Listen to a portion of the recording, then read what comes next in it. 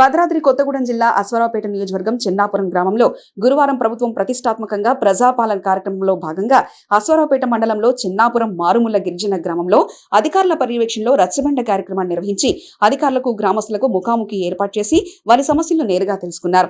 అదే రోజు చెన్నాపురాన్ని దత్తత తీసుకున్నట్లు ఎమ్మెల్యే జారే ఆదినారాయణ ప్రకటించారు.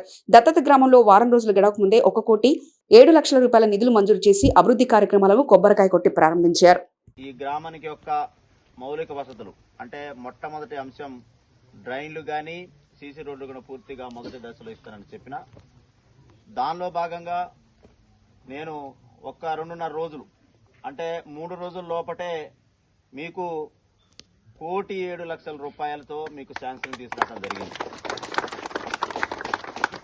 పూర్తిగా 2 నెలల లోపట ఇంకొకటి కూడా చెప్తా ఉన్నా, ఈ గ్రామానికి ఏదైతే ఇందిరమ్మ ఇల్లు ఉంటుందో ఇదే గ్రామానికి నేను ప్రారంభోత్సవం చేయబోతా ఉన్నా. ఆ ఇల్లు వచ్చేసరికి డిఈ గారు మినిస్టర్స్ ఇక్కడ రోడ్డుని చూస్తూ చాలా అందంగా ఉందని రావాలా. అట్లా నాకు రోడ్డు మొత్తం దనదన మెరుస్తూ ఉండాలా. రోడ్లు మొత్తం మీరు 1.5-2 months లోపల ఒక యుద్ధ ప్రాతిపదికన మీరు పూర్తి చేసి నేను ఇచ్చినటువంటి మాటకి వీళ్ళకిచ్చిన హామీకి నెరవేర్చే విధంగా మీరు రూపకల్పన చేయండి. రేపటి నుండే అంటే 2-3 days లోపల మీరు ఒక ప్రక్షాళన చేసి కొద్దిగా రెయిన్ సీజన్ తగ్గగానే యుద్ధ ప్రాతిపదికన ఇక్కడ ఈ గ్రామంలో వర్క్ను స్టార్ట్ చేసి ఎక్కడ కూడా ఆపకుండా, అంటే వర్షం వచ్చింది తప్ప మిగతా సమయంలో మీరు ఖచ్చితంగా ఈ ఒక గ్రామానికి మనం ఇచ్చినటువంటి 1,07,00,000 ఏ గ్రామానికి ఉండదమ్మా. గ్రామానికి 5 లక్షలు 10 లక్షలు శాంక్షన్ ఇస్తారు. అది ఎప్పుడు 5 ఏళ్లకు ఒకసారి ఇస్తారు. అది నేను ఒకేసారి మీ గ్రామాన్ని పూర్తి కావాలంటే సుమారు 10 ఏళ్లు పడుతుంది. ఇన్ని రావాలంటే నాకు తెలిసి మీరు ఎప్పుడు నుండో చూస్తా ఉన్నారు కదా ఇల్లు కట్టింది. ఇంతవరకు మీకు రోడ్డు లేదు, ఏం లేదు, అవునా కదా.